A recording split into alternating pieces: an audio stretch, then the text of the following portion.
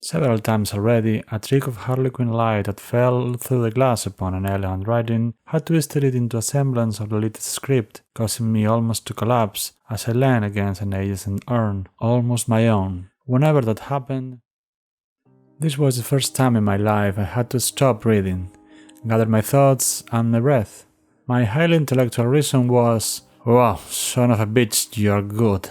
The son of a bitch in question was, of course, Vladimir Nabokov. I think I read this passage of Lolita about 5 times in a row, just trying to wrap my head around the sheer awesomeness of it.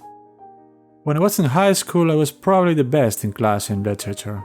I had a few writing tricks. One of them was pulling stuff out of my ass by overthinking things. I remember this one time doing an exercise analyzing a poem. I don't remember what the poem was about, but it mentioned arrows in a verse. It was pretty clear the arrows were not about love, but about war or conflict. But because the essay looked lacking to me, I added some lines about how the arrows might reference something about love, because Cupid, although the poem didn't mention or reference Cupid in any way. I think I sustained the idea mentioning something about birds flying and other birds. I'm not sure. I knew I was wrong in that interpretation, but I was completely sure the teacher was going to validate it anyway. Because that was high school, not college, and me being able to make a case for it, to argue in a coherent manner, was more important than actually being right. And it worked! Another high grade in the bag.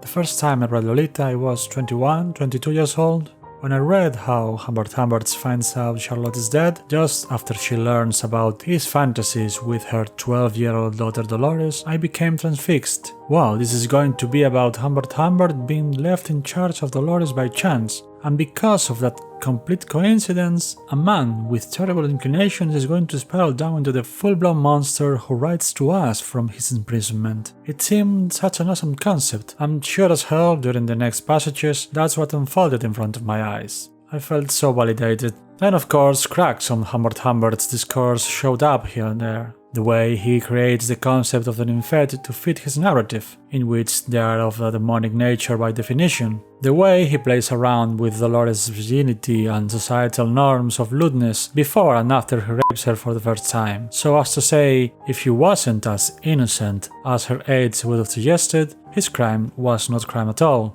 The way he keeps looking at other potential Lolitas even when he is with Dolores, which contradicts his narrative of the helpless lover. In particular, the way he fixates on Eva Rosen, a friend of Lolita's, and fails to understand, or pretends not to understand, that Lolita dropped her from her life, probably because she realized the girl had caught Humbert's eye, and she didn't want the same happening to her. The fact that Dolores escapes Humbert infatuated by Quilty, much more than she ever was with Humbert as he himself writes, but she refuses to do filthy things for Quilty's amusement. What kind of demonic creature she is that can be nasty for the man who had stolen her heart? By the passage about the letterbox, I was well aware of Humbert's sensitive nature. Then I read about the novel itself. I learned all about Lolita being one of the most notorious uses of an unreliable narrator. I read the book 3 more times. I put marks on it. I annotated on it. And the thing is, the more I read it, the more I dismissed the real story of the novel. That is, the lie of a deceptive monster to justify before himself what he did. No, even more, to make something different out of his crime, to make it look like he was justified on doing what he did, and paid himself as the hero in the end, slaying a worse monster, Quilty. I disregarded that. You see, in literature, we are all too well indoctrinated, especially when it comes to what's called high literature, to find allegories, metaphors, double, triple meanings, because how could it possibly be that the meaning of a work of high art be just what it shows, what it tells at face value? Being straightforward is a mark of lesser culture. This is what we are taught, traditionally. So the same way I found love in the loveless arrow of that point in high school, I carefully crafted this interpretation of Lolita.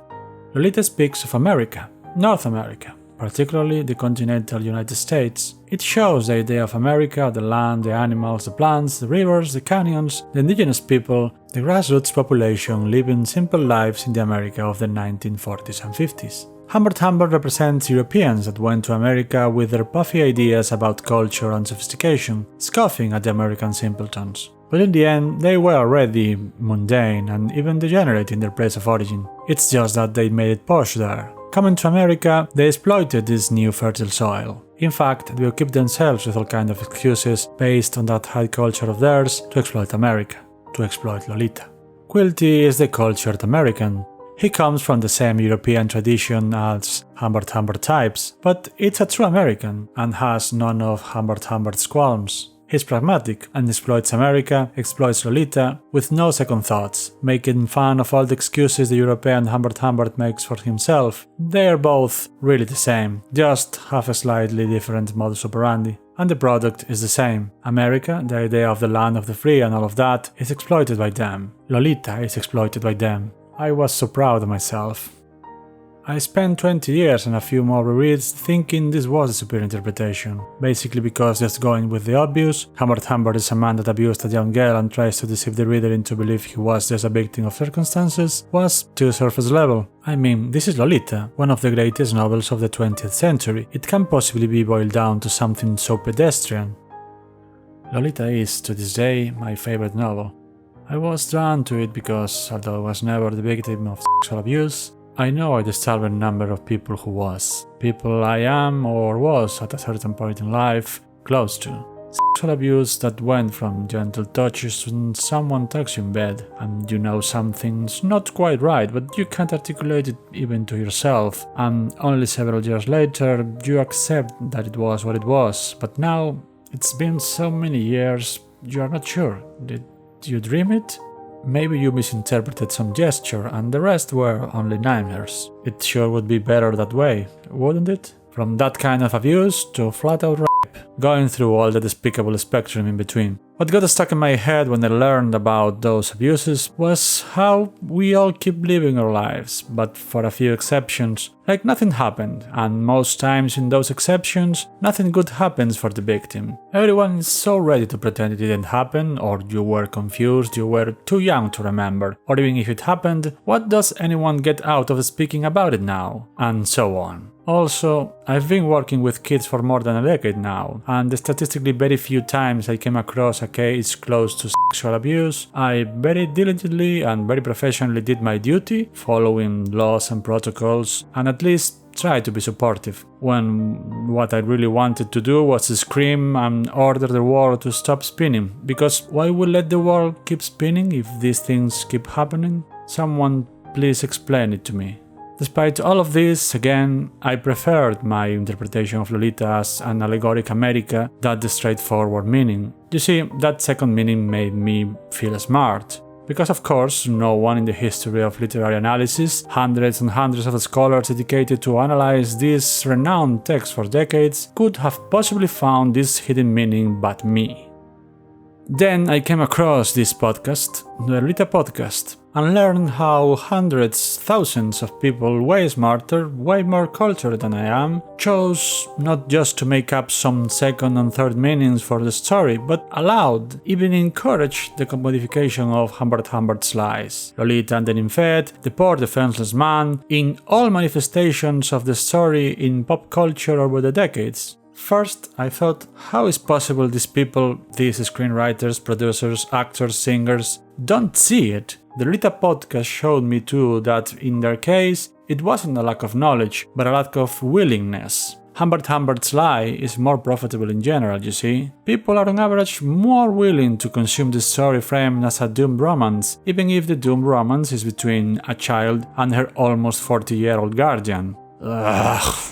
Also, this notion about girls rampantly exploiting men's weaknesses, the idea that some young girls are just mischievous and doesn't understand what sexuality entails, and they not only destroy those poor men's lives, but their own in the process, ruffles way less feathers than facing the fact that abusing children is the easiest thing in the world. That's what Lolita is about, folks.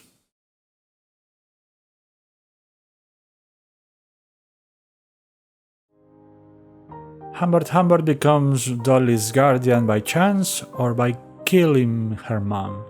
It doesn't really matter. Murder or not, any half-decent police/social worker investigation would have uncovered the truth of Humbert's intentions. The point is it happened because no one was really looking. Nabokov, talking about the origins of Lolita, says, The first little throb of Lolita went through me late in 1939 or early 1940 in Paris, somehow prompted by a newspaper story about an ape in the Jardin des Plantes, who, after months of coaxing by scientists, produced the first drawing ever charcoaled by an animal. This sketch showed the bars of the poor creature's cage. Humbert's story is not him drawing the bars of his prison. It's him seeing the astonishing achievement, the first animal drawing, seeing Lolita, when Dolores only saw the bars of a prison. He didn't want to see her bars, almost no one else around the two of them did, and he tries to mesmerize the reader with the beauty of art, a drawing, one of the most beautiful novels ever written, so they don't see the prison either. Nabokov was writing as a victim of sexual abuse himself. When I was 8 or 9, he would invariably take me upon his knee after lunch and, while two young footmen were clearing the table in the empty dining room, fondle me, with crooning sounds and fancy endearments, and I felt embarrassed for my uncle by the presence of the servants, and relieved when my father called him from the veranda, "Vasil, on vous attend." Furthermore, Nabokov was born in a wealthy Russian family, full of characteristic affairs, swept under the rug for the good of the family, of course. He was writing about the lie, the way people like Humbert do this in plain sight all the time, even after lunch in front of other people and close to the parents of the child. And how easy it is for them to get away with it, just by being polite, agreeable, just smart enough. That's what he experienced, that's what he likely saw in other people's life, what he read in papers, and that's how he titled the book, Lolita, The Lie. Every study in the world says A. Sexual abuse of minors is anything but a fringe phenomenon, and B. The abusers are almost always someone the kid knew previously, most of the times a family member or a close family friend. You know what happens most of the times? The kid doesn't tell. You know what happens most of the times if the kid tells, either when it happens or years after the fact? Nothing happens. Yeah, some drama, yelling, public shame, if and only if the community learns about it, but in most cases, 5 years later, the abusers keep being part of the family, sharing daily lives and meals and parties with their victims. Victims that being kids don't have a choice, or being already grown-ups, just bear it because, if they don't, they themselves are the ones in peril of losing the support of the family. And they have to, in any case, being polite to their abuser all their lives, because the day may come when they'll have to ask a favor of their abuser, maybe money in a moment of need. Humbert says in many ways, to me, she'll always be Lolita, and he does his best to make you, dear reader, see Dolores as Lolita. The narrator tries to trick you with that, but the narrator isn't that smart.